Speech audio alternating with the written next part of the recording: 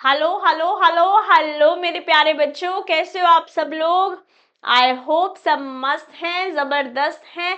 हम कर रहे हैं आपका paper number 1 fundamentals of business laws and business communication together, जहां हम negotiable instrument act, sales of goods act and Indian contract act already कर चुके हैं, है ना। अब हम करने वाले हैं आपका फर्स्ट यूनिट, जो कि 10% वेटेज आपके एग्जाम में होल्ड करता है। इसके बिट्स एंड पीसेस हम कहीं ना कहीं इंडियन कॉन्ट्रैक्ट एक्ट में या किस तरीके से नो लॉ बना है वो हम पढ़ चुके हैं, बट एग्जैक्टली जो टॉपिक आपके कवर हुए हुए हैं मॉड्यूल में उनको हम आज पढ़ने वाले हैं। आपका ये यूनिट मोर ऑफ हिस्ट्री है कि लॉ बना कैसा, मतलब क्या हमारे पास एजेस हैं coming going in the ancient period, राजा महाराजाओं के समय में, ठीक है। Then will talk about how things happened in Mughal era, then British era and today post independence, किस तरीके से हमारा लॉ ज़रूरत पड़ी थी और आज है। लॉ बना क्यों था वो मैंने आपको first session of Indian contract act में पढ़ा दिया है ऑलरेडी।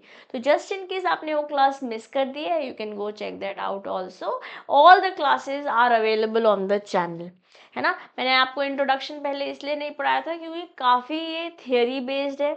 आप कहीं ना कहीं पहली बार लॉ पढ़ रहे हैं, most of you specially students who have just come from class 12। अगर आप पहली बार लॉ पढ़ रहे थे, इसलिए मैंने आपको इंडियन कॉन्ट्रैक्ट एक्ट से पढ़ाना शुरू किया था, ताकि चीज़ें आपको ज़्यादा इंटरेस्टिंग लगे, ज़्यादा चीज़ें समझने में आसान लगे। और 30% वेटेज भी आपका इंडियन कॉन्ट्रैक्ट एक्ट का है, क्योंकि हम Indian contract act, sales of goods act और नेगोशिएबल इंस्ट्रूमेंट ऑलरेडी पढ़कर आ चुके हैं। तो ये चैप्टर अब हमें पढ़ना ही होगा। मान लिया मैंने कि थोड़ा सा मोनोटोनस लग सकता है, मान लिया मैंने कि यहाँ पर हिस्ट्री भी है, बट एक बात हमें ये मिलकर माननी होगी कि 10 नंबर का पेपर यहीं से आने वाला है। तो हमने लगभग 12-13 घंटे और टोटल 15 क्लासेस हमने इंडियन कॉन्ट्रैक्ट एक्ट को दी, 5 क्लासेस हमने सोगा को दी और 6 क्लासेस हमने नेगोशिएबल इंस्ट्रूमेंट एक्ट को दी। हम इतनी क्लासेस इस चैप्टर को नहीं देंगे, हम कोशिश करेंगे 2 मैक्सिमम 3 क्लास में ये चैप्टर ख़त्म कर लें, बट हमें पढ़ना पड़ेगा। Only then we will be able to grab those 10 marks which are important. और हमारे इंस्टीट्यूट में ने ये टॉपिक हमको दिया है तो कुछ सोच समझ के ही दिया होगा। तो चलो पढ़ना शुरू करते हैं। I hope for by now you already know me. Yes, my name is CM Disha Dua. Introduction ही है नाम आपके चैप्टर का, यूनिट का, यूनिट नंबर 1 का। तो हम पढ़ रहे हैं इसे, जहाँ समझेंगे लॉ के सोर्सेस क्या है, हमारा लेजिस्लेटिव प्रोसेस क्या है जो इंडिया में फॉलो होता है, लीगल मेथड्स, कोर्ट सिस्टम क्या है और प्राइमरी और सबऑर्डिनेट लेजिस्लेशन क्या है। इसको हम पूरा अच्छे से समझेंगे। जैसे कि मैंने आपको बताया है कि फर्स्ट सेशन में भी हमारी कंट्री में जब कोई लॉ बन रहा है, वो अंडर सर्टेन सिनेरियो कुछ प्रॉब्लम को सॉल्व करने के एंगल से बन रहा है। बट लॉ का सोर्स क्या है, where is it originating from. तो हमको हम एच एल ए हार्ट ने बोला है, law is set of rules. किसके लिए? सोसाइटी के लिए। रूल्स क्यों? मार लाइफ मार रूल्स नहीं हो सकता है। रेड लाइट आ रही मैं तो चलती रहूंगी, दैट कैन नॉट हैपन। क्योंकि इतने सारे लोग रहते हैं हमारी कंट्री में, हमारे देश में। अगर सब लोग अपनी मर्जी से चलने लगेंगे तो कोई डिश क्या हो, कोई और पता नहीं क्या क्या हो सकता है ना। We don't want that happening and therefore there have to be certain law rules and with that comes law. ठीक है, it is the concept given to us by HLA Hart. Law क्या है? लॉ एक ऐसा tool है, एक ऐसा उपचार है, एक ऐसा जरिया है जिसके थ्रू आप गवर्नेंस कर सकते हो। Basically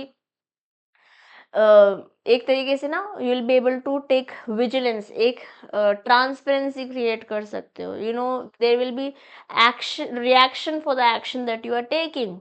yes, it has been dynamic in nature, change है। यस, एक्सपैंड कर रहा है अपना होराइजन और अकोमोडेट कर रहा है जैसे कि सोसाइटी की ज़रूरत है। मतलब आज हमारे पास नो डाउरी एक्ट है, आज हमारे पास चाइल्ड मैरिज प्रोहिबिशन एक्ट है, यस, आज हमारे पास ट्रैफिक रूल्स रिलेटेड एक्ट है, आज हमारे पास प्रिवेंशन ऑफ मनी लॉन्ड्रिंग से रिलेटेड एक्ट है ना। अभी रिसेंटली हमारे पास ओम्बड्समैन बैंकिंग से रिलेटेड कुछ एक्ट्स आए हैं, यस। कंपनीज एक्ट 2013 हो गई, कंपनीज एक्ट 1956 हुआ करती थी।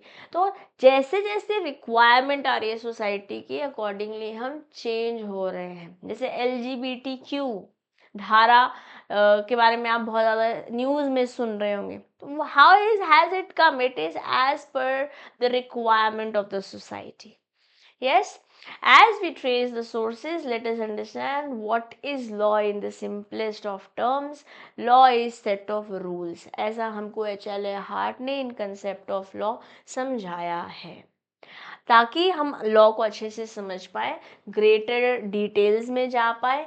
हमें कुछ बिलो मेंशन मॉड्यूल्स पढ़ने पड़ेंगे, beginning from what is constructed to be law, law है ही क्या ये समझेंगे, फिर समझेंगे लॉ बनता कैसे है, कहीं ना कहीं हम इसके बारे में बातचीत करके आए हैं। लोकसभा, राज्यसभा, एक एक बिल मतलब एक ड्राफ्ट बनाओ, दोनों हाउसेज में गया, वहां से ओके ओके ड्राफ्ट बन गया, प्रेसिडेंट का एसेंट है और फिर एक्ट बना। ये हम first class of Indian contract act में पढ़ कर आए हैं, बट जो बुक हमारी बोल रही है उसको भी पढ़ लेते हैं, यस। तो हम समझेंगे सोर्स ऑफ लॉ क्या है ना, source of law and legal system in India before independence, पहले ये समझेंगे।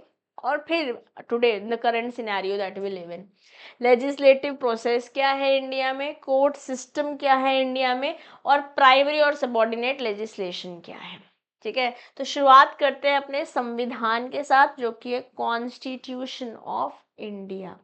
तो यहाँ पे आपको अपने 7th 8th क्लास का सिविक्स भी आ जाएगा।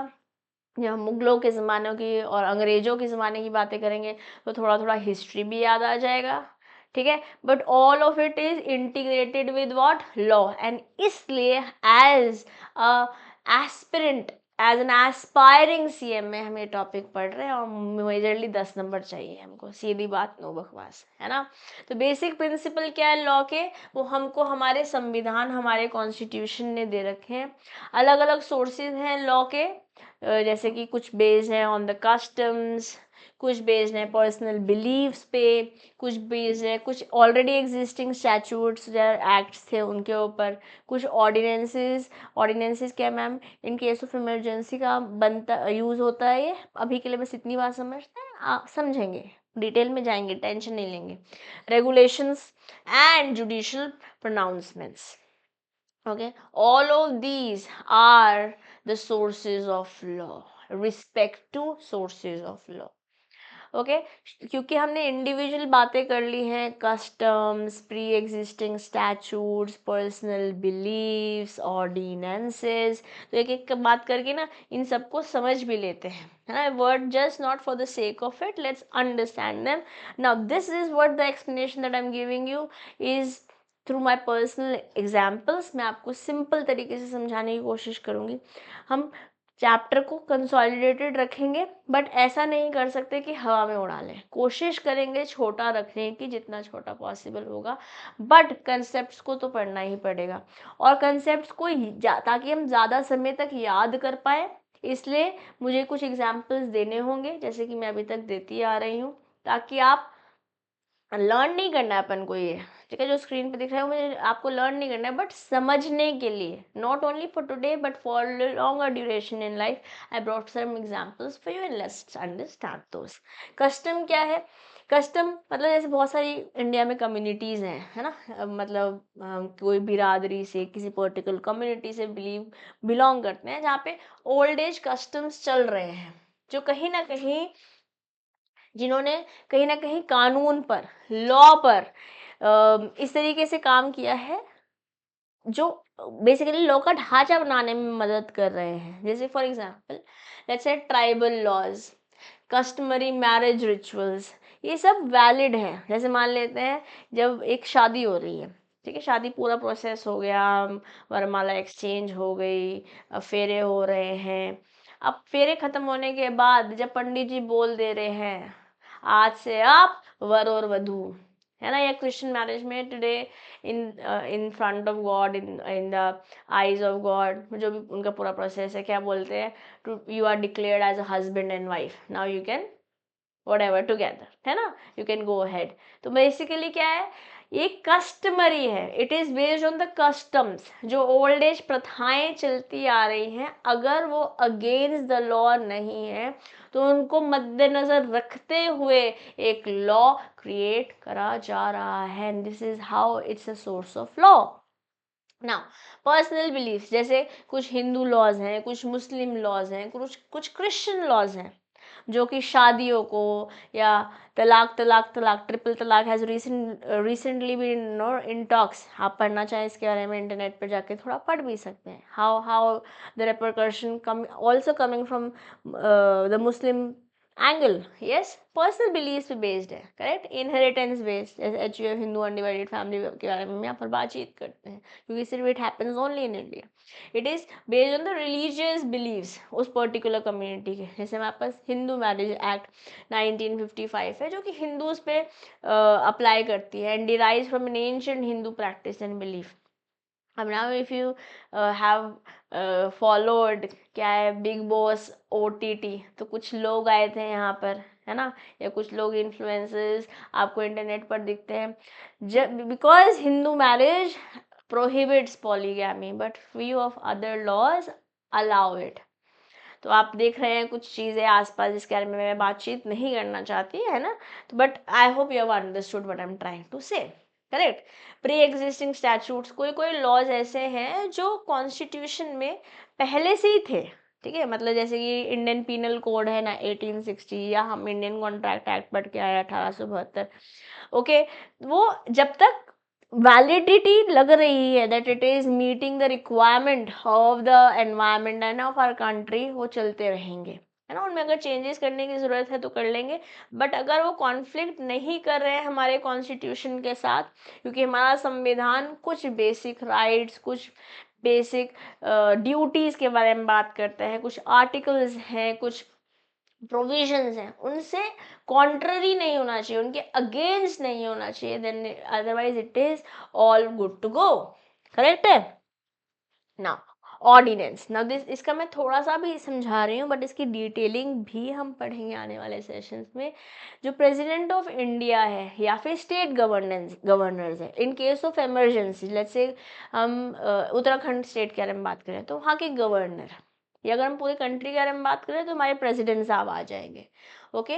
वो ऑर्डिनेंस इशू कर सकते हैं व्हेन द पार्लियामेंट और state legislatures are not in session. Not in session का मतलब क्या होता है, एक साल में 3 सेशंस होते हैं, जैसे आपने मॉनसून सेशन बहुत बार सुना होगा रिसेंट टाइम में न्यूज़ में, 3 सेशंस होते हैं, बट उन सेशंस के बीच में जो गैप होते हैं, उस समय लेट्स से कोई रिक्वायरमेंट है लॉ लाने की, अब लॉ तो नहीं आ सकता क्योंकि सेशन में ही नहीं है, लोकसभा राज्यसभा आ ही नहीं रहे, तो उनका ओके कैसे बनेगा, और कोई बिल जो है वो ड्राफ्ट कैसे, सॉरी, कोई ड्राफ्ट जो है वो बिल कैसे बनेगा, और बिल नहीं बनेगा तो एक्ट कैसे बनेगा, है ना. उस दौरान जब सेशन में नहीं है पार्लियामेंट, तो अगर स्टेट के लिए बात हो रही है तो स्टेट गवर्नर, और कंट्री के लिए बात हो रही है तो हमारे कंट्री के प्रेसिडेंट साहब, ठीक है.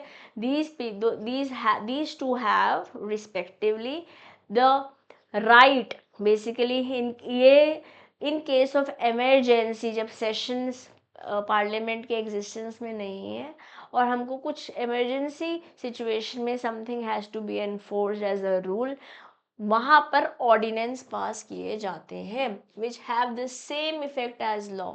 For example, the government may pass an ordinance to regulate new industries in times of economic urgency. समझने की बात यह है कि इमरजेंसी के केसेस में ही ऑर्डिनेंस आता है, ठीक है. चलिए, अब रेगुलेशन क्या है, ये वो रूल्स हैं जो सरकार बना रही है, जो गवर्नमेंट बना रही है, गवर्नमेंट बॉडीज बना रही हैं या अथॉरिटीज बना रही हैं under the powers given to them by the parliament. अब मैं चल गई चलो रेगुलेशन बनाते हैं, I can't do that because I am not authorised. Parliament के थ्रू इन गवर्निंग बॉडीज को या इन अथॉरिटीज को पावर दी गई है, चाहे वो पार्लियामेंट एट सेंट्रल लेवल हो या state legislature at state level हो। ये रेगुलेशंस बोले तो ये रूल्स बना सकते हैं। जैसे मान लेते हैं the reserve bank of India issues regulation for financial institution. क्यों क्यों क्यों आरबीआई कर रहा है? क्योंकि ऑथराइज है, ये इनको पावर मिली गई है as an authority, as a government body to make rules regarding the financial institutions. Am I clear? जैसे बैंक्स या कोई एनबीएफसी एटसेट्रा, तो उसको आरबीआई गवर्न कर रही है और उनके लिए वो रेगुलेशन बना पाएगी, ऐसा हमारा संविधान, हमारा कॉन्स्टिट्यूशन बोल रहा है। नाउ जुडिशियल प्रोनाउंसमेंट्स, जो डिसीजंस सुप्रीम कोर्ट या हाई कोर्ट किसी प्रेसिडेंट में ले रहा है, मतलब जैसे मैं पहली बार वर्ड नहीं यूज़ करी जुडिशियल प्रेसिडेंट, हमने पीछे सोगा में या फिर इंडियन कॉन्ट्रैक्ट एक्ट में यूज़ किया है। मतलब कोई केस चल रहा था और उस केस के बेसिस पर एक बातचीत बताई, जैसे section 11 of Indian contract act, under the case law Mohori Bibi versus Dharmodas Ghose, minor can not be made accountable, he is disqualified और she is disqualified to enter into any contract, और उसको लायबल भी नहीं बना सकते। तो ये क्या जुडिशियल प्रेसिडेंट है। यस तो बोल रहा है जब सुप्रीम कोर्ट या हाई कोर्ट कोई प्रेसिडेंस या फिर किसी सिग्निफिकेंट ये हमको दिखा, इस केस लॉ में दिखा, उसको हम जुडिशियल प्रोनाउंसमेंट बोल रहे हैं as a significant source of law. जैसे मान लेते हैं the supreme court's ruling in the Vishakha case laid down the guidelines for preventing sexual harassment in the workplace, या the judicial pronouncement in the cases of Balfour versus Balfour came to conclusion that a contract can be a contract, a valid contract, only when it has legal relationship. Social relationship में contract जो है वाला situation ही नहीं आता है, जैसे an agreement, वो enforceable नहीं होगा, इसलिए वो कॉन्ट्रैक्ट भी नहीं बन पाएगा। ठीक है, तो it is coming through a judicial pronouncement. वो सुप्रीम कोर्ट के थ्रू आ सकता है, हाई कोर्ट के थ्रू भी आ सकता है। तो हमने क्या बोला, sources of law, sources of law हो सकते हैं आपके customs, personal beliefs, judicial pronouncements, ordinances, existing statutes and also regulations. और मैंने आपको बहुत अच्छे से ये 6 के 6 पॉइंटर्स समझा दिए हैं। I am believing that you already have understood it. अब आप मुझे कमेंट बॉक्स में ये बताएंगे कि अगर कोई इमरजेंसी की सिचुएशन है तो उस केस में सोर्स ऑफ लॉ क्या होगा, और मान लेते हैं वो स्टेट लेवल पर हो रहा है तो कौन करेगा। दो बातें। क्या क्वेश्चन है कि अगर कोई इमरजेंसी की सिचुएशन है और उस समय पार्लियामेंट सेशन में नहीं है तो सोर्स ऑफ लॉ क्या होगा, और किसी पर्टिकुलर स्टेट के बारे में बात कर रहे हैं तो कौन authority who is authorized basically to bring this source of law into action. So you have to give me the answer of it in the comment box. Okay, इतना आपको करना है मेरे लिए, करेंगे ना। देखिए आपको सारी क्लासेस फ्री ऑफ कॉस्ट यहाँ मिल रही है, जब बस आपको क्या करना है, अपना इन्वेस्टमेंट ऑफ टाइम देना है। And I am really working very very hard in the background to give you everything here that is going to get you clear your examination, the foundation examination, not just for the sake of it। खाली 50 number लाने की बात नहीं कर रही मैं 100 में से, मैं बोल रही हूँ आप बेहतरीन नंबर से पास हो सकते हैं। Today I have seen a lot of students getting more than 90 marks also, and you can be one of them. Okay, but for that to happen you will have to study, पढ़ना पड़ेगा। ठीक है, मेरे साथ रहना पड़ेगा, और अगर आपको मजा आ रहा है ना सेशंस पढ़ने में तो मुझे आपका सपोर्ट भी चाहिए, because this is how I also get motivated to work even harder every day and bring the best of content for you. Yes, चलिए अब क्योंकि और ऑर्डिनेंस और रेगुलेशन आ ही गया है, हमें दिख ही गया है, तो डिफरेंस क्या है इन दोनों के बीच में ये भी समझ लेते हैं। अगर मैं डेफिनेशन बोलूं तो ऑर्डिनेंस टेम्परेरी लॉ होते हैं। हो सकता है वो टेम्परेरी ड्यूरिंग द सेशन नहीं है जब लेकर आए हैं, हो सकता है सेशन में लाके उसे परमानेंट लॉ बना दिया जाए, but for now it is temporary. जबकि जो रेगुलेशंस होती हैं, ठीक है, वो वो एक तरीके से रूल्स बोल सकते हैं या डायरेक्टिव्स हो सकते हैं जो किसी गवर्नमेंट एजेंसी द्वारा इशू करे जाते हैं। जैसे फॉर एग्जांपल मैंने आरबीआई का एग्जांपल जस्ट आपको थोड़ी देर पहले दिया, for all the financial institution. Purpose क्या है? अर्जेंट मैटर्स को जब लेजिस्लेचर सेशन में नहीं है, जब पार्लियामेंट सेशन में नहीं है, उस समय इमरजेंसी की सिचुएशन में ऑर्डिनेंस पास किए जाते हैं। जबकि रेगुलेशंस इंप्लीमेंट करता है या एनफोर्स करता है एग्जिस्टिंग लॉ। देखो यहाँ पे तो लॉ था नहीं ना, यहाँ पे लॉ है, उसको एनफोर्स कर रहा है।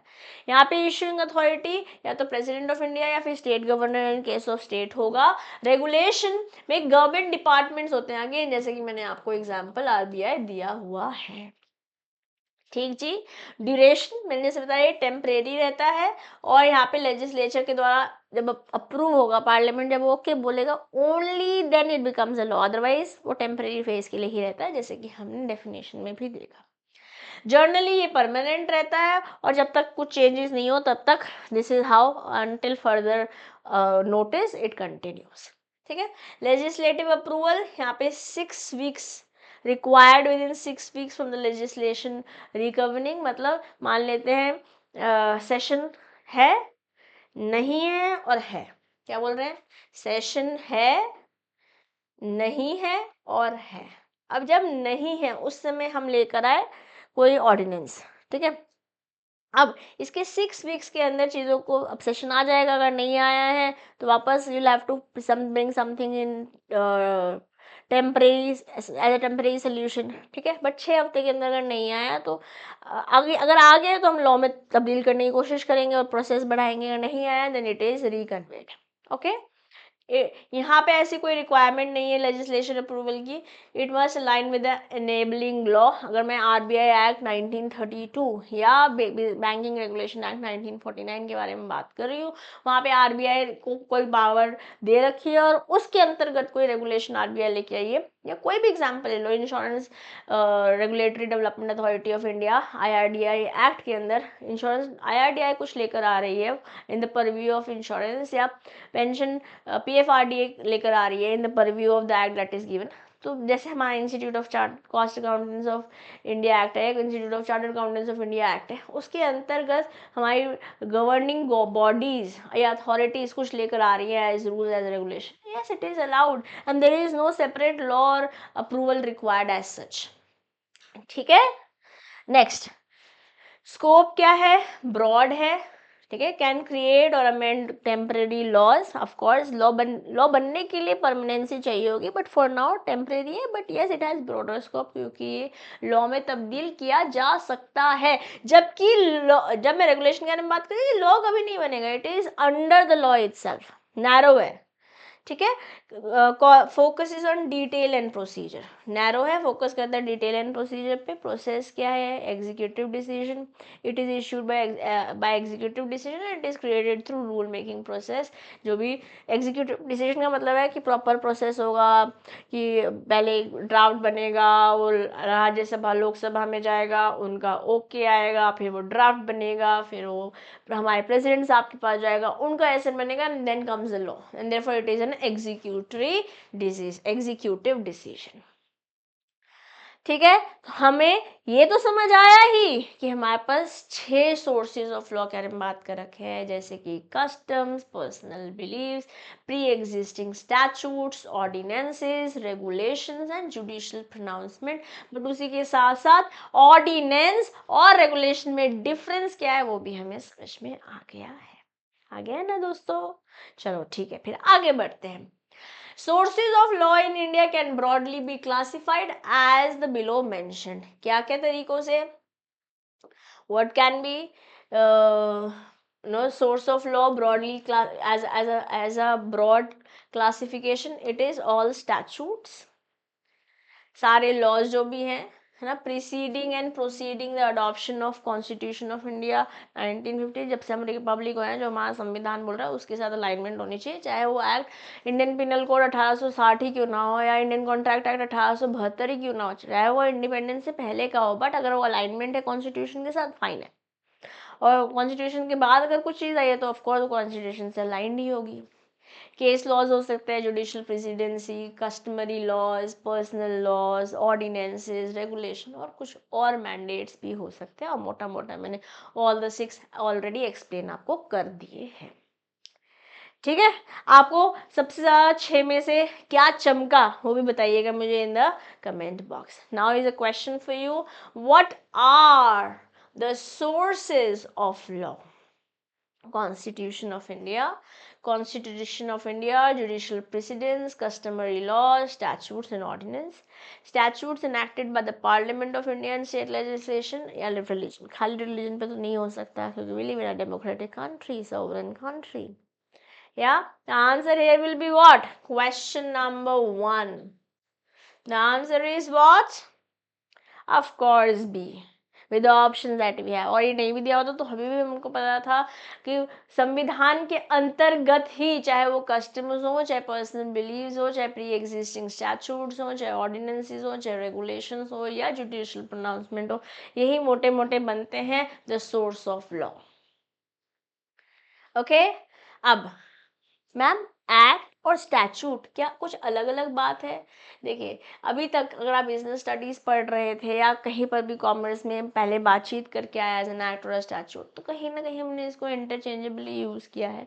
बट हमारी किताब इसको प्रॉपरली डिस्टिंग्विश करते हुए आपको समझा रही है कि एक्ट और स्टैचूट के बीच में डिफरेंस क्या है।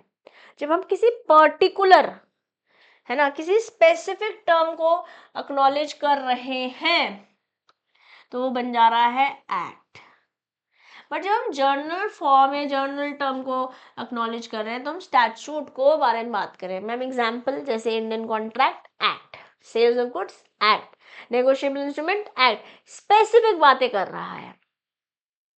बट क्रिमिनल स्टैट्यूट, ठीक है, जैसे इसमें सीआरपीसी आ जाता है या और बहुत सारे laws related to murder, kidnapping etcetera, penal statutes हो सकते हैं, तो इसमें सारे लॉज आ जाएंगे, है ना। टैक्सेटिंग स्टैट्यूट्स हो सकते हैं, टैक्सिंग स्टैट्यूट्स हो सकते हैं, जैसे जीएसटी एक्ट है अपन के पास, डायरेक्ट टैक्स एक्ट है अपन के पास, अपन के पास एक्साइज से रिलेटेड एक्ट अलग है, वैट से रिलेटेड एक्ट अलग है। All of those come under a statute. I hope you have understood the difference between it. Statute एक ब्रॉडर टर्म बोल सकते हैं, उसके अंतर्गत ही एक्ट्स आ जाते हैं। Yes, very well. Now, statutes are enacted by the parliament and the state legislature, जैसे भी डोमेन में फॉल करता है मैम, मतलब स्टेट का अलग और सेंटर का कुछ अलग होता है। हाँ जी, उसके बारे में हमारा 7th schedule of constitution of India mention करता है। यहाँ से हमें मिल रखा है एक MCQ from in our module, ठीक है।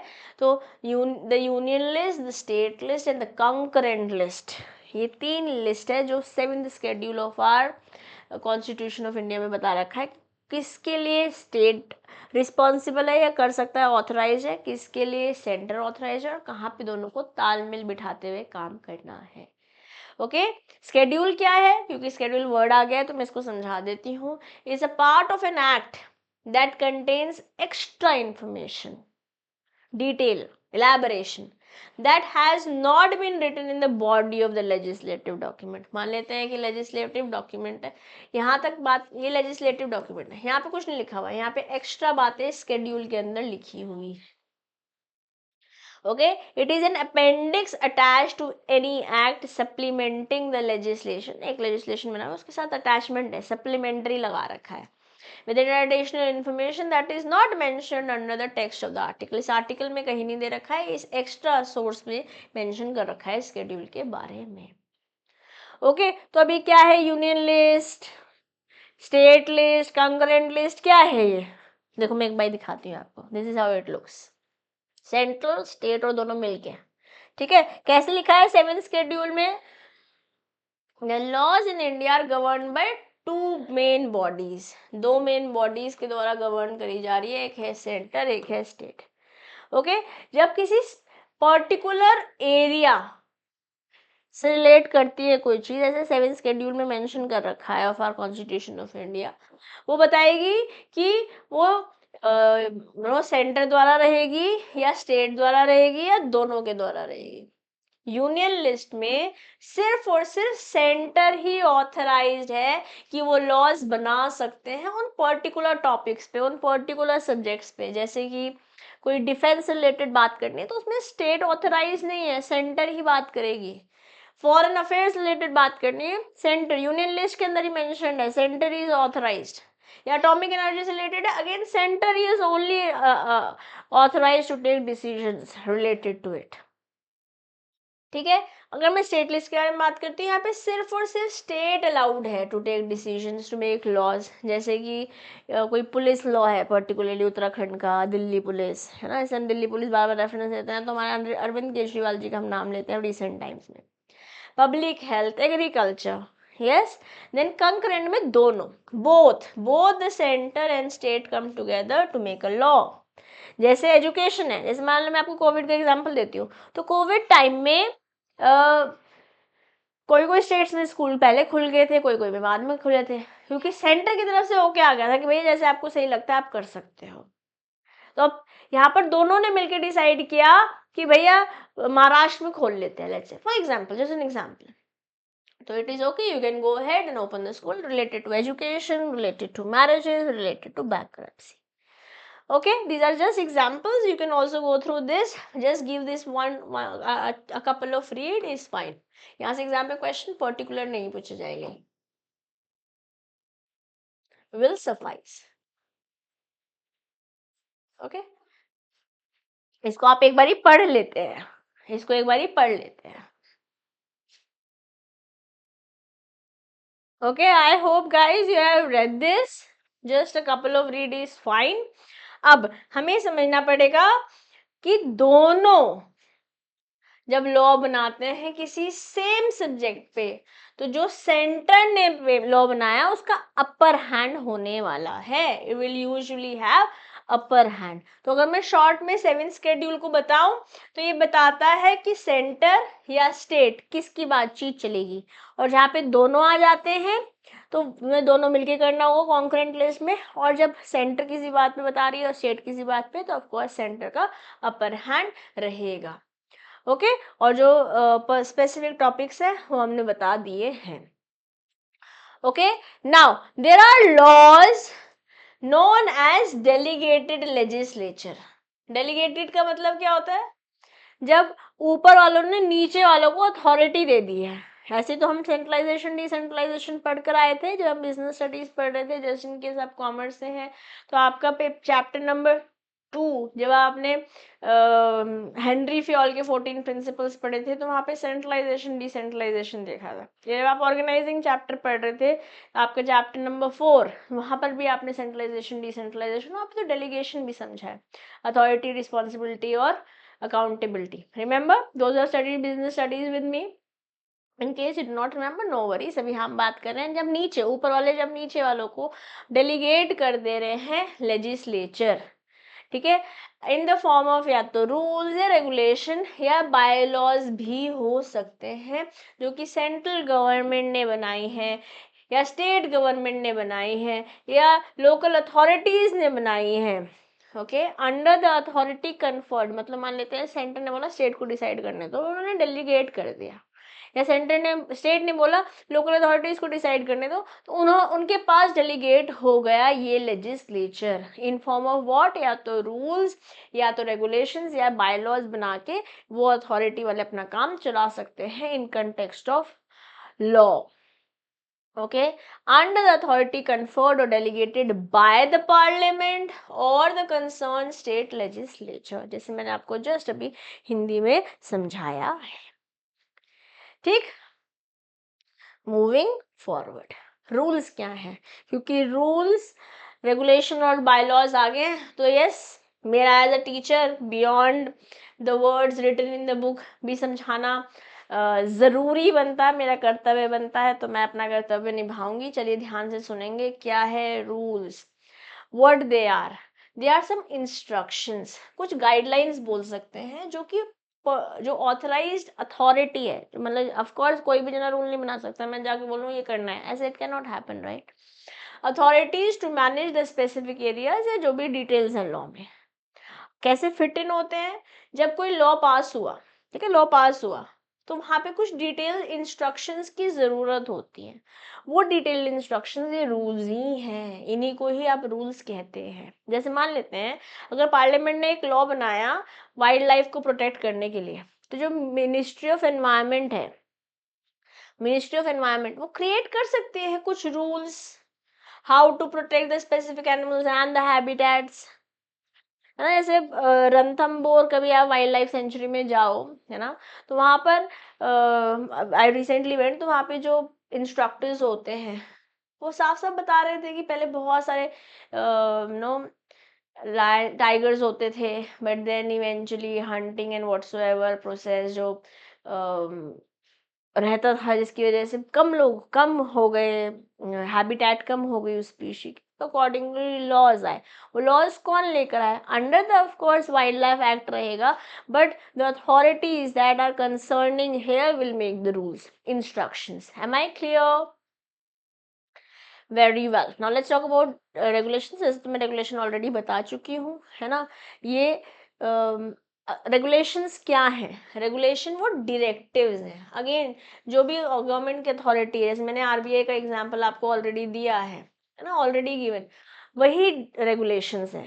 रेगुलेशंस बनाई जाती है जो रिस्पेक्टिव गवर्नमेंट बॉडी है या एसोसिएशन है, जो कि या तो स्टेट लेवल पे या स्टेट लेवल सेंट्रल लेवल पे काम करेगी। जैसे मैंने आरबीआई का एग्जांपल पहले दिया है, अब हम सभी का एग्जांपल ले लेते हैं in context of anything to be related to insurity of stock market operation, ताकि फेयरली और ट्रांसपेरेंटली काम किया जा सके। ठीक है। अब जैसे हमने ऑर्डिनेंस और रेगुलेशन के बीच में डिफरेंस देखा था, वैसे ही रूल्स और रेगुलेशन के बीच में भी डिफरेंस देख लेते हैं। ठीक है ना। रूल्स क्या है? रूल्स सिर्फ डिटेल्ड इंस्ट्रक्शंस है, गाइडलाइंस हैं, जो कि किसी पर्टिकुलर लॉ के प्रोविजंस बोल सकते हैं, जबकि रेगुलेशंस डिटेल्ड डायरेक्टिव्स हैं। ये इंस्ट्रक्शंस थी, ये डायरेक्टिव्स हैं। कौन बना रहा है? गवर्नमेंट एजेंसीज बना रही हैं। जैसे कि हमने सभी का एग्जांपल लिया, जैसे कि हमने आरबीआई का एग्जांपल लिया। ओके। इशूइंग अथॉरिटी क्या है? टिपिकली जो गवर्नमेंट डिपार्टमेंट, जैसे हमने एग्जांपल लिया रूल रिलेटेड टू एनवायरनमेंट वाला, जैसे मैंने आपको रणथंभौर का एग्जांपल दिया, है ना। कुछ particular species wild life animals के बारे में बात करें, तो जो एनवायरमेंट रिलेटेड बॉडी होगी वो ले लेगी। बट यहाँ पर जो रेगुलेटरी बॉडीज होंगी या एजेंसीज होंगी, जैसे मैंने अभी आपको आरबीआई एसएबी का एग्जांपल लिया, ये ही लोग अथॉराइज है to make regulations. Regulation directives हैं, रूल्स इंस्ट्रक्शंस हैं। ठीक है। पर्पस क्या है? स्पेसिफिक प्रोसीजर प्रोवाइड करना है या methods for carrying out a law, जबकि रेगुलेशन इस्टेब्लिश करता है how law should be enforced, उसकी कैसे करना है, ऑपरेशनल डिटेल्स के बारे में रेगुलेशन बात करता है। रूल बात करता है कि कोई स्पेसिफिक प्रोसीजर जो लॉ में बता रखा है, जैसे मान लेते हैं लॉ बोला कि वाइल्ड लाइफ एनिमल्स को बचाना है, कैसे बचाना है, will be talked about here. ठीक है। ऑफन नैरोअर, जबकि रेगुलेशंस ब्रॉडर है, और रेगुलेशन और ऑर्डिनेंस में ऑर्डिनेंस ब्रॉडर था, तो हम कंपैरेटिव बोल रहे हैं। It is a comparative relative terminology है।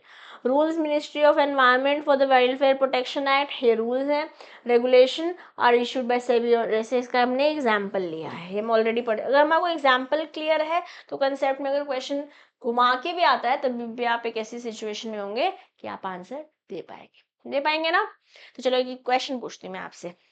जैसे मान लेते हैं कुछ पॉइंटर जो है, ठीक है, it is a detailed, what I am not explaining. Detailed क्या है? डिटेल्ड ना मैं बता रही हूँ इंस्ट्रक्शन है, ना मैं बता रही हूँ डायरेक्टिव है, दीज आर डिटेल्स। ठीक है। डिटेल्स हैं related to fertilisers and pesticides. ठीक है। ये एक एक्ट के थ्रू बात हो रही है, बट इसे इम्प्लीमेंट करना है। कुछ फर्टिलाइजर और पेस्टिसाइड रिलेटेड मैं बातें कर रही हूँ। ओके। और पर्टिकुलर एस्पेक्ट लॉ का है फर्टिलाइजर एंड पेस्टिसाइड एक्ट। ठीक है। अब यहाँ पे जो डिटेलिंग है वो रूल से रिलेटेड होगी या रेगुलेशन से रिलेटेड होगी? और ये पर्टिकुलर बात कर रही हूँ मैं फर्टिलाइजर और पेस्टिसाइड की, जो डिपार्टमेंट यहाँ पे इन्वॉल्व है वो डिपार्टमेंट ऑफ एग्रीकल्चर इन्वॉल्व है। Okay, again giving a hint, it is not an agency. तो आप मुझे बताएंगे ये रूल्स के थ्रू आ रहा है या ये रेगुलेशन के थ्रू आ रहा है, कमेंट बॉक्स में। ओके, चलिए आप मेरे से बातचीत करते रहेंगे ना तो नींद कम आएगी।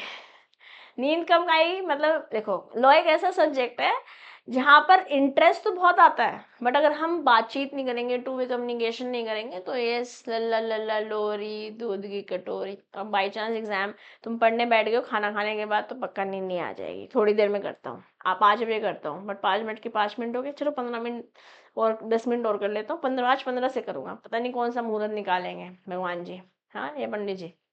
will not do that. मेरे साथ बने रहेंगे, इंटरेक्टिव रहेंगे, specially in chapter like this which involves history and civic sports. SST वाला कहानी समझ रहे हैं। रूल्स क्या है? इंस्ट्रक्शंस हैं, जो भी कोई अथॉरिटी द्वारा आ रहा है अंडर अ लॉ। जबकि रेगुलेशन डायरेक्टिव्स हैं जो किसी गवर्नमेंट एजेंसी के थ्रू आ रहा है, ताकि इंश्योर किया जा सके कोई लॉ जो बन रहा है वो इफेक्टिवली अप्लाई किया जा सके। ओके, अब बायलॉज क्या है? bylaws are specific rules. ये स्पेसिफिक रूल्स है जो किसी लोकल अथॉरिटी या फिर ऑर्गेनाइजेशन द्वारा बनाए जा रहे हैं, ताकि वो जो लोकल एरिया के अफेयर्स ना वो मैनेज किया जा सके। ठीक है, how do they fit in? bylaws are used by local issues or internal organization matters that are not covered at national or state level। किसी पर्टिकुलर पंचायत से रिलेटेड लेट्स से कोई बात हो रही, तो वहां पर bylaws बनेंगे। जैसे मान लेते हैं एक सिटी काउंसिल है, it might create a bylaw for managing local parks and regulation street vendors. Regulate करना है स्ट्रीट वेंडर्स को, कहीं कहीं नहीं खड़े होना है, एक पर्टिकुलर चौपाटी है वहीं पे जाना है फॉर एग्जाम्पल। तो ये लोकल अथॉरिटीज कर रही हैं। बायलॉज लोकल ऑर्गेनाइजेशन या लोकल और ऑर्गेनाइजेशनल रूल्स होते हैं किसी स्पेसिफिक इंटरनल मैटर पे।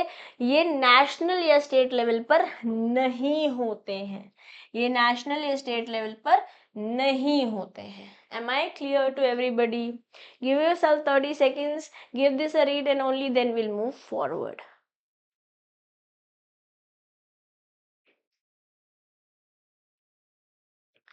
ठीक, चलिए क्वेश्चन आया, what is the schedule in the constitution of India for separation of subjects for legislature? Union, state and concurrent. Even if we do not see the options, we know the answer. What's the answer, guys?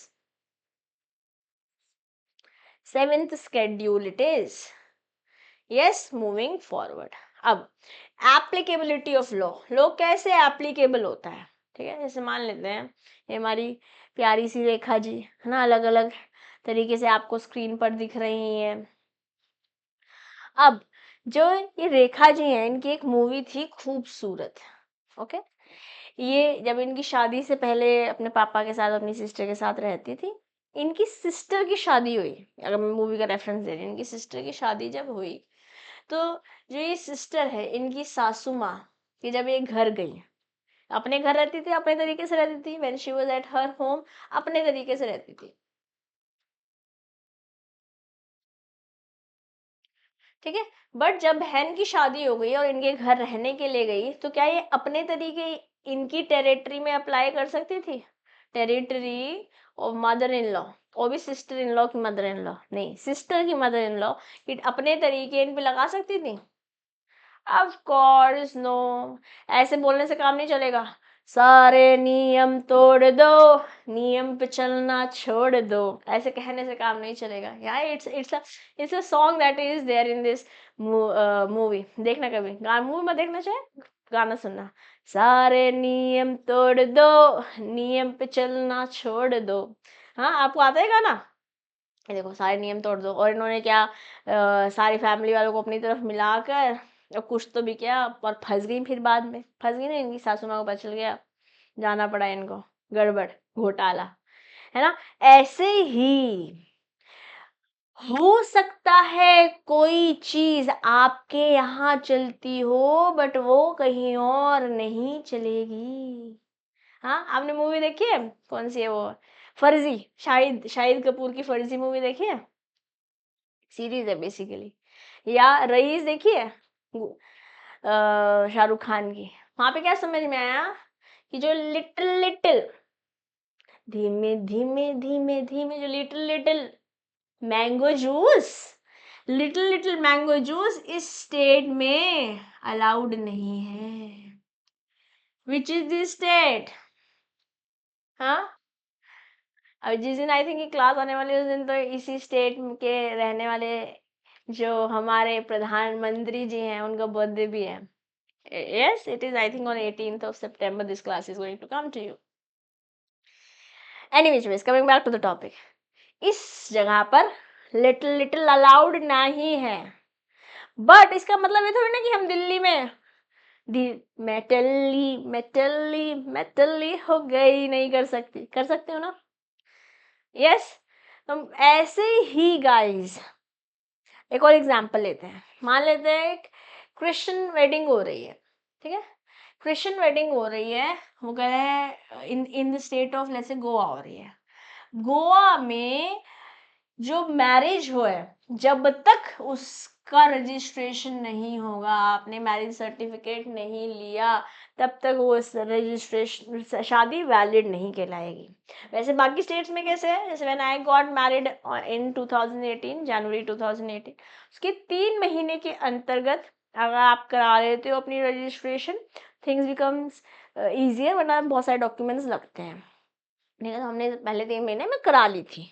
I am a law teacher, I have to know about it, right? Anyways, but अगर कोई गोवा में belong करता है या गोवा में शादी कर रहा है तो उसकी रजिस्ट्रेशन जब तक नहीं होगी वो शादी वैलिड ही नहीं है। ऐसे करो ना करो, ऐसे करना पड़ेगा। तो ये गोवा से पर्टिनेंट लॉ है। यस, या जैसे मैं उत्तराखंड से बिलोंग करती हूँ, ओके, मेरा आधार कार्ड आज भी उत्तराखंड का है। मेरी शादी को ऑलमोस्ट 7 years होने वाले हैं और मैं नोएडा रहती हूँ। My husband is from Haryana Hisar, okay. मैंने अपने आधार कार्ड का एड्रेस ना तो नोएडा किया ना हिसार का किया, मेरा एड्रेस अभी भी रुड़की उत्तराखंड का ही है। Why? Because if I am not the resident of that state, basically अगर मेरा आधार कार्ड उत्तराखंड का नहीं है तो मैं उत्तराखंड में कभी प्रॉपर्टी ही नहीं ले पाऊंगी। अब सोचेंगे तो बड़ा ही ना, मैं चाहूंगी कि मैं जहाँ से हूँ मैं एटलीस्ट वहाँ पे एक प्रॉपर्टी तो ले लूँ। प्रॉपर्टी मैं तभी ले सकती हूँ जब मैं उस स्टेट की डोमिसाइल हूँ। यस, तो ये वहाँ का कानून है, उत्तराखंड का कानून है। यस, तो जरूरी नहीं कि कोई एक चीज जो कहीं पे एप्लीकेबल हो पूरे कहीं और पे भी एप्लीकेबल होगी, बट हो सकता है एक एप्लीकेबिलिटी नेशन वाइड हो। जैसे Indian contract act of India is applicable to whole of India, sales of goods act of India is applicable to whole of India. या तो एप्लीकेबिलिटी किस पे डिपेंड करेगी?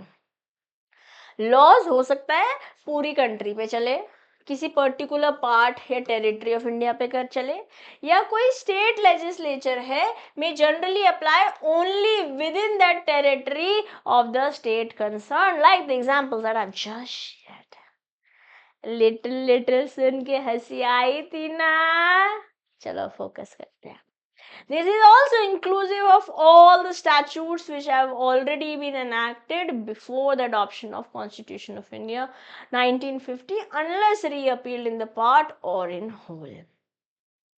है ना, मान लेते हैं हम इंडियन कॉन्ट्रैक्ट एक्ट के बारे में बात करते हैं। 1872 का एक्ट है, तो क्या 1950 से पहले? हाँ, बट इसकी रीअपीलिंग पहले हो गई थी 1947 1950 से, 1930 1932। 1930 में सोगा आ गया था, 32 में पार्टनरशिप आ गया, तो जो एक ही एक्ट से आए थे, but it happened before the constitution of India was being formed in 1950। तो अलाइनमेंट होना चाहिए, कॉन्स्टिट्यूशन के अगेंस्ट होना चाहिए, only then acts will remain correct. अब जुडिशियल प्रेसिडेंस, इसके बारे में भी हम पहले बात करी है, हमने आज भी बात करी है, पहले भी हम क्लासेस में बातचीत करके आए हैं। तो हम क्या बोल रहे हैं? जुडिशियल प्रेसिडेंस किसी पर्टिकुलर लॉ से बात कर रहे हैं। जैसे मान लेते हैं शादी हो रही है, चाहे वो हमारी न्यू मॉम दीपिका पादुकोण है, न्यू पापा जी रणबीर कपूर है, रणबीर सिंह है सॉरी, या फिर सिद्धार्थ और क्या नाम है इसका, मैं भूल गई, प्रीति का नाम क्या है? What is the name of the pretty? Is the Advani आ रहा है नाम, बट क्या? कायरा अडवाणी? यस। हाँ, अब इनकी शादी हो रही है, आप कैसे हिंदू, हाँ हिंदू धर्म में कैसे, मैंने आपको बताया, जब तक आप वर और वधू डिक्लेयर नहीं करे जा रहे पंडित जी से तब तक शादी संपूर्ण नहीं हुई। आपकी शादी संपूर्ण हुई, आज से आप पति और पत्नी हैं। यस, तो चाहे वो हम देवी देवताओं की शादियों के बारे में बात कर लें, या इन सेलिब्रिटीज की शादियों के बारे में बात कर ले, या आपकी दिशा मैम की शादी के बारे में बात कर ले, या आपकी खुद की शादी के बारे में बात कर ले, वाई 7 फेरे? Because this is how Hindu marriage act 1955 says, this is how sindoor लगाना पड़ेगा, है ना, ऐसे मांग में सिंदूर भरो। कौन सा गाना गाते हैं हम सिंदूर भरते हैं? मेरे दिमाग में तो कुमकुम आ रहा है, आपने सुना है वो गाना? जीवन कर लेता है श्रृंगार, सच है न कुमकुम से। पता नहीं कौन सा गाना मैं सुनती थी जब मैं उसमें थी, अपनी फर्स्ट जॉब एक्सेंचर में मेरी as a CMA from campus job लगी थी, तो ये गाना गाते थे वो ऐसे, सात सितारों से भर दो, कौन सा गाना था, मुझे लगता था जब मैं शादी करूंगी, फैंटेसी, हाँ फैंटेसी शादी वाली, ऐसे ऐसे ऐसे वाली, पता नहीं तुम क्या सोचने लग रहे हो। चलो आओ आओ, understanding the law and it's scrutiny. Okay, क्या है ये? इमेजिन, मान लेते हैं कि नया लॉ पास हुआ इंडियन पार्लियामेंट में, how businesses should handle data privacy. ठीक है, the law is applicable across India and affects many businesses. Public scrutiny में डाला, मान लेते हैं लॉ बना। लॉ कैसे बनता है? ऐसे नहीं कि बस ड्राफ्ट हुआ और चलो हो गया। कैसे होता है? एक लॉ बनाया गया इंडियन पार्लियामेंट में, दोनों का ओके आ गया, ऐसे प्राइम मिनिस्टर का भी ओके आ गया, और ऐसे लोगों की स्क्रूटनी के लिए डाल दिया, आपका क्या विचारधारा है। जैसे भी आपने देखा होगा किसान जो थे वो धरने पे बैठे हुए थे, है ना, काफ़ी समय तक it was such a problematic situation, roads block करके बैठे हुए थे, उनके अपने पॉइंटर्स थे, जो फार्मर्स थे, किसान थे, और हमारे पार्लियामेंट के अपने पॉइंटर्स थे, क्योंकि एक एक्ट पास होने वाला था रिलेटेड टू मिनिमम प्राइसिंग से रिलेटेड। ठीक है ना, जैसे पब्लिक सिक्योरिटी में स्क्रूटनी में डाला, जिसमें बिजनेस ऑर्गेनाइजेशंस इंडिविजुअल एग्जामिन करेंगे कि भैया लॉ में लिखा क्या है, अगर उनके कोई कंसर्न्स हैं या कुछ डिसएग्रीमेंट्स हैं, कैसे लॉ बनना चाहिए उसकी फेयरनेस से रिलेटेड, तो बता सकते हैं, अपना पॉइंटर रेज कर सकते हैं। A company might feel that a particular rule in the law is too strict and is unclear, let's say legal challenge हुआ। if let's say someone feels that the law is unjust or incorrect, they can challenge it in the court. This means they can ask the court to review and decide if the law is valid or it needs some changes. The case might be brought to high court or supreme court if it's a major issue.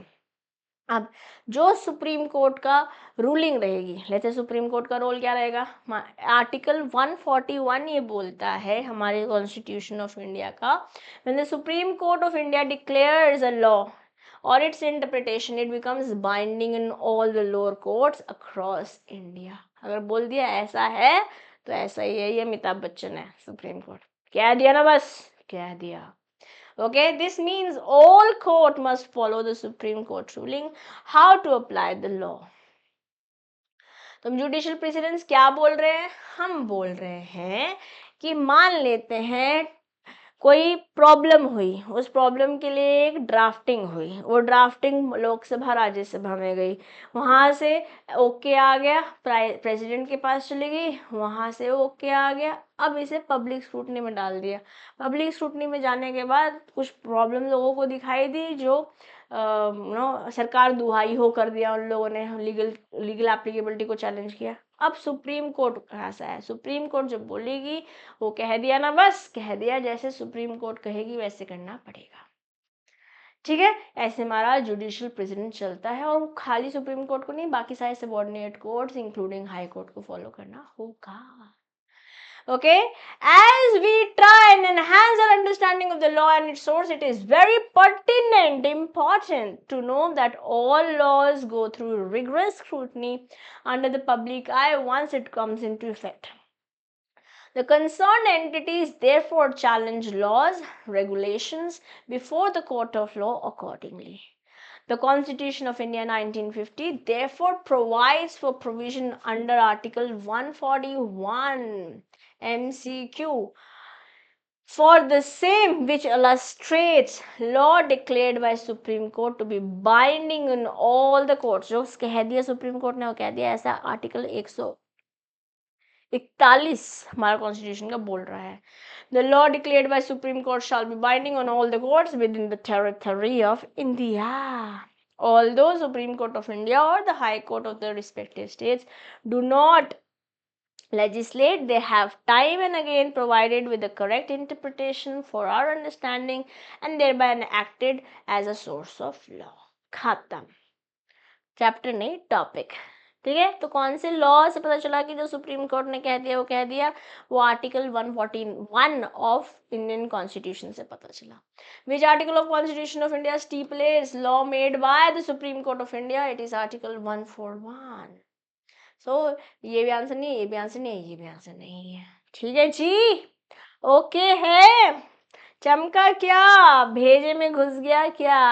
तो फिर चलो personal laws पढ़ लेते हैं. Personal laws क्या है? Personal laws mostly किसी individual की फेथ पे बेस्ड रहते हैं, मोस्टली किसी कस्टम्स के थ्रू, किसी प्रैक्टिस के थ्रू बनते हैं. जैसे मैंने हिंदू मैरिज एक्ट के बारे में बताया, इंडियन क्रिश्चियन मैरिज एक्ट बोल रखते हैं, या काजीज एक्ट बोल सकते हैं. ओके, जैसे यहाँ पे कैसे शादी होने वाली है, वो पर्टिकुलर कस्टम पे, किसी पर्टिकुलर रिलीजन, किसी फेथ पे बेस हो सकता है. Okay, what are personal laws? Laws related to interpersonal behavior, customs, religious beliefs that have not now been codified, laws that a person makes, or laws based on opinions. Opinion पे तो हो ही नहीं सकता है. मतलब जो ऑप्शन है, ऐसे ऑप्शन वाले क्वेश्चन आए, मजा आ जाएगा ना. फिर तो पक्का बल्ले बल्ले 100 नंबर आ ही जाएंगे. आ जाएंगे कि नहीं आ जाएंगे, क्या बोलते हैं आप लोग? चलिए, अब ऑर्डिनेंस. ऑर्डिनेंस क्या है? जैसे मैंने बताया, तीन सेशंस होते हैं पार्लियामेंट में. Budget session, monsoon session, winter session. Budget session happens from January February till मई.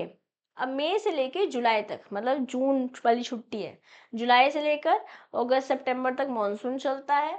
फिर अक्टूबर वाला महीना छुट्टी है. ठीक है, नवंबर से लेकर दिसंबर तक विंटर चलता है. बट जब ये रिसेस वाला पीरियड है, रिसेस वाला पीरियड है, उस समय अगर कोई इमरजेंसी आ गया तो ऑर्डिनेंस पास किया जाता है. और ऑर्डिनेंस पास होने से 6 हफ्ते तक चलाया जा सकता है, और उसके बाद उसे पार्लियामेंट में लेके जाना पड़ेगा अगर उसे लॉ बनाना है तो. ओके, चलिए, अब क्या बोल रहे हैं? रिसेस के पीरियड में अगर प्रेसिडेंट, मतलब यूनियन या स्टेट, सेंटर बनाने वाली है कोई law in the case of some emergency, तो प्रेसिडेंट बनाएगा अंडर आर्टिकल 1, 2, 3. और अगर स्टेट बनाने वाली है, इस रिसेस के टाइम पे कुछ ऑर्डिनेंस लेकर आना है, तो गवर्नर ऑफ दैट स्टेट होगा, जो आर्टिकल 213 है. State is 213, centre is 123. Centre जो बनाएगा ऑर्डिनेंस बनेगा under section article 121. Article it is not section, ध्यान से, नॉट 121, 123. 123 इज द आर्टिकल, और यहाँ पे इंटरचेंज कर देते हैं 231, तो ये गवर्नर हो जाता है आर्टिकल. ओके, और ये बेसिकली एग्जीक्यूटिव्स है, जो प्रेसिडेंट और गवर्नर है वो एग्जीक्यूटिव है. जब इमरजेंसी का समय है उस समय ऑर्डिनेंस पास होता है. ये अभी तक बात हमें समझ आ चुकी होनी चाहिए. इतनी बात अगर नहीं घुसी है यहाँ तक बात भेजे में, तो ऑर्डिनेंस दोबारा पढ़ना है. स्टार्टिंग में बताया, जस्ट अभी भी बताया. क्या बोला मैम ने? ऑर्डिनेंस क्या होता है? जब भी पार्लियामेंट सेशन में होता है, 3 सेशन अपने पास, बजट, मॉनसून एंड विंटर. ठीक है, बट इन दोनों सेशंस के बीच में, तीनों सेशन में कुछ एक महीने, 1-1.5 महीने का गैप होता है, जिसे हम रिसेस बोलते हैं. बट उस समय कुछ अर्जेंट सिचुएशन, अर्जेंट मैटर आ गया है जब पार्लियामेंट नहीं है सेशन में, और कुछ लॉ बनाने की ज़रूरत है, तो टेम्परेरी लॉ आता है in the name of ordinance. अगर सेंटर पे बन रहा है तो प्रेसिडेंट साहब बनाएंगे, स्टेट लेवल बनना है तो गवर्नर बनाएंगे. सेंटर बना रहा है तो अंडर सेक्शन 1, 2, 3 होगा, स्टेट बनाएगा तो अंडर सेक्शन 2, 1, 3 होगा. ठीक है, कैसे बना रहे हैं? 2, 1 एंड 3, या 1, 2 एंड 3. ओके, और ये जो हमारे गवर्नर और प्रेसिडेंट साहब है, एग्जीक्यूटिव्स हैं. I hope it is all clear. तो आर्टिकल 13(3)(a) कॉन्स्टिट्यूशन क्या बोलता है 1950 में, includes ordinance, order, bylaws, rules, regulation, notification, custom, usage having in the territory of India the force of law. Therefore, in times of exigencies, बोले तो emergencies, President of India under Article 123, power of President to promulgate ordinance during the recess of Parliament. ठीक है, I hope it is all clear. एक minute में laptop charge पे लगाती हूँ. Give me a moment.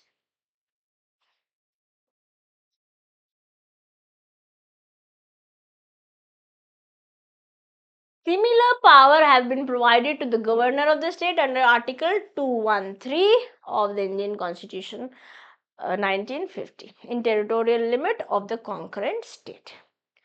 ठीक है.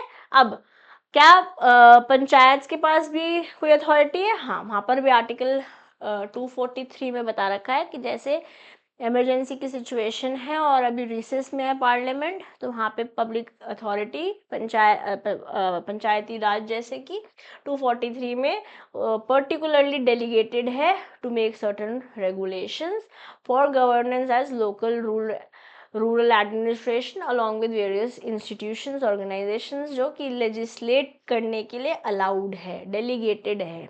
ओके, तो एसेंस क्या है? Subordinate legislation can be found in the article of the Constitution of India 1950.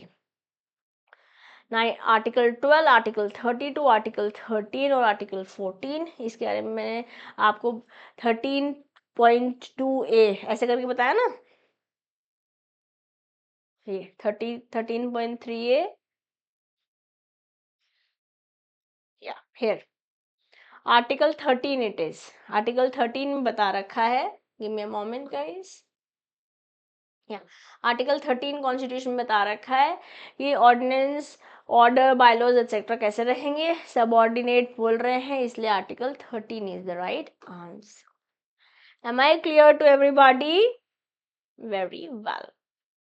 Now, under what article of Constitution the President of India is empowered? When I'm saying President, it is Article 123. When it is Governor, it is Article 213.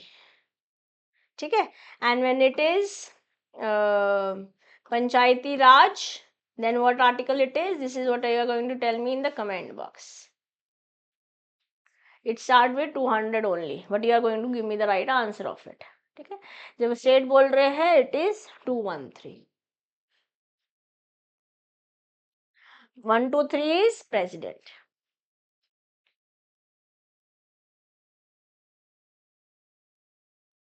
इस chapter के लिए हम separately MCQs नहीं करेंगे, क्योंकि हम chapter के साथ साथ ही एमसीक्यूज करते चले जा रहे हैं.